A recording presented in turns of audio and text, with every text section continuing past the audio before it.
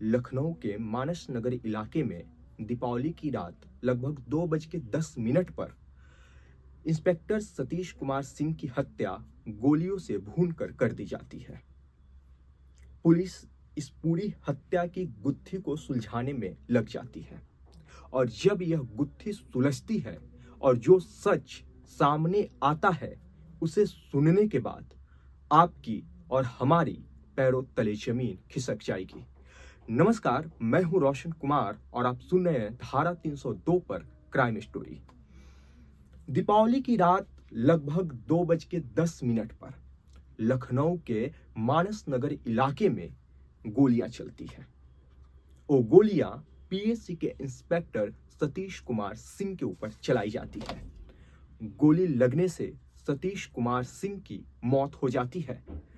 बाद में पुलिस इस पूरे केस को सुलझाने के पीछे जुट जाती है और जब पुलिस इस मौत के पीछे के सच का पर्दाफाश करती है और जो सच्चाई सामने आती है, चलिए हम आपको उस सच्चाई से अवगत कराते हैं। पुलिस का कहना है कि जो सतीश कुमार सिंह थे वह बहुत ही रंगीन मिजाज के आदमी थे। ये तमाम बातें पुलिस को उनकी पत्नी भावना वर्मा बताती है।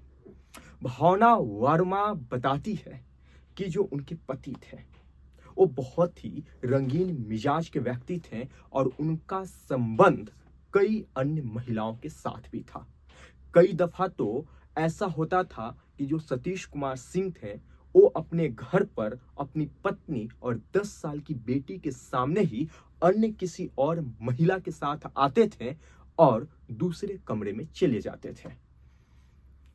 उनकी पत्नी इसका विरोध करती थी और उसका परिणाम दोनों के बीच झगड़े होते थे। पत्नी सतीश कुमार सिंह को बार बार समझाती, लेकिन सतीश कुमार सिंह के ऊपर इसका कोई असर नहीं हो रहा था। दिन प्रतिदिन उनकी रंगमिजाजी बढ़ती जा रही थी और उनका अवैध संबंध कई महिलाओं के साथ हो चुका था। भावना वर्मा के अनुसार एक बार एक महिला को लेकर सतीश कुमार सिंह उनके घर आए और उस महिला के साथ उसका दलाल भी आया था और सतीश कुमार सिंह उस दलाल को अपनी पत्नी भावना वर्मा के कमरे में भेजना चाहते थे, जिसका भावना वर्मा ने विरोध किया। भावना वर्मा अपने पति इंस्पेक्टर सतीश कुमार सिंह की हरकतों से तंग आ चुकी थी और इसकी शिकायत अपने मायके में की। मायके वालों ने भी सतीश कुमार सिंह को समझाने की पूरी कोशिश की, लेकिन सतीश कुमार सिंह के ऊपर इसका कोई असर नहीं पड़ा। भावना वर्मा यहां तक बताती है कि सतीश कुमार सिंह किसी तांत्रिक के संपर्क में था और वो एक ऐसी लड़की की तलाश कर रहा था, एक ऐसी कंवारी लड़की की तलाश कर रहा था जिसके बदन पर कोई दाग न हो और वो किसी गुप्त खजाने के तलाश में भी था। हालांकि इन बातों में कितनी सच्चाई है, इसके पीछे की सच जानने की कोशिश पुलिस पूरी तरह से कर रही है। लेकिन भावना वर्मा यहां तक बताई कि उनका पति कई महिलाओं के साथ अवैध संबंध रखता था तथा वो गुप्त खजाने की तलाश भी कर रहा था। जब मायके वालों ने सतीश कुमार को समझाया और सतीश कुमार सिंह के ऊपर इसका कोई असर नहीं हुआ, तब इस पूरी खेल में सतीश कुमार सिंह का साला गजेंद्र वर्मा इंटर करता है। गजेंद्र वर्मा बैंक पीओ रह चुका है और वो बैंक पीओ की नौकरी छोड़कर यूपीएससी की तैयारी कर रहा था। गजेंद्र वर्मा और भावना वर्मा ये दोनों भाई बहन मिलकर सतीश कुमार सिंह की हत्या का एक ऐसा साजिश रचते हैं जिसे सुनने के बाद आपके पैरों तले जमीन खिसक जाएगी। गजेंद्र वर्मा एक पूरा ऐसा प्लान तैयार करता है जिसे पुलिस भी सुलझा ना पाए, लेकिन कहते हैं ना कि कातिल चाहे कितना भी तेज क्यों ना हो, एक ना एक ऐसा सबूत छोड़ ही देता है जिससे पुलिस उस तक पहुंच जाती है। तो जानते हैं कि गजेंद्र वर्मा ने किस प्रकार की प्लानिंग की और वो कौन सा सबूत छोड़ा। गजेंद्र वर्मा सबसे पहले एक पुराना फोन खरीदता है और एक जीपीएस ट्रैकर को सतीश कुमार सिंह के गाड़ी में इंस्टॉल कर देता है। उस पुराने फोन में वो एक नए सिम से उस जीपीएस ट्रैकर को लॉगिन कर देता है, जिससे सतीश कुमार सिंह कहाँ आ रहा है, कहाँ जा रहा है, उसकी पूरी जानकारी अब गजेंद्र वर्मा को मिलने लगी थी। उसके बाद वो एक पुरानी साइकिल खरीदता है और उसके पीछे ये तर्क रहता है कि वो सतीश कुमार सिंह के घर मानस नगर तक साइकिल से जाएगा, उसकी हत्या करेगा और फिर वो साइकिल से वहां से फरार हो जाएगा, क्योंकि पुलिस साइकिल सवारों पर शक नहीं करती है।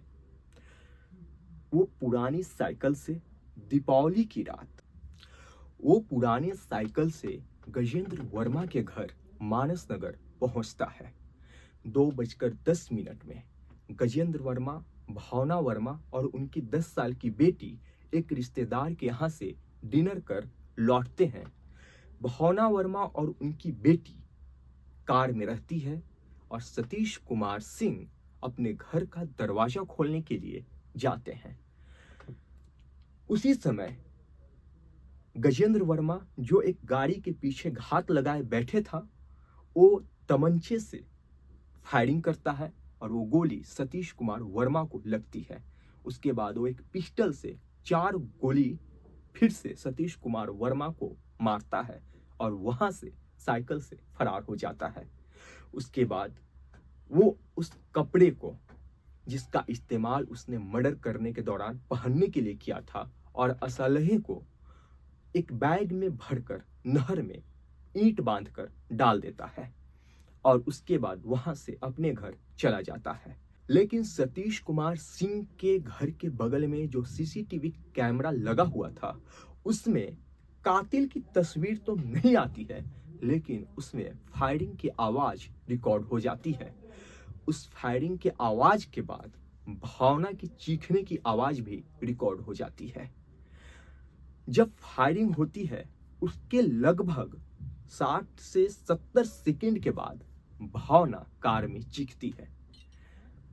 जब गजेंद्र वर्मा सतीश कुमार सिंह की हत्या करके वहां से फरार हो जाता है, तब भावना पांडे चीखती है और यही टाइम पुलिस को भावना पर शक करने पर मजबूर कर देती है कि जिस पत्नी के पति की हत्या उसके आंखों के सामने की गई, आखिरकार वो इतनी देर तक क्यों नहीं कुछ बोली या क्यों नहीं कुछ की।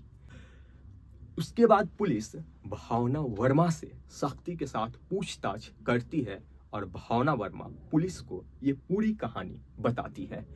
आने वाले समय में ये कहानी कौन सी नई मोड़ लेगी, भावना वर्मा और गजेंद्र वर्मा कौन सा नया खुलासा करेगा इस केस में, उससे भी हम आपको अवगत कराएंगे। सुनते रहिए धारा 302। और ये कहानी आपको कैसी लगी हमें कमेंट में जरूर बताएं।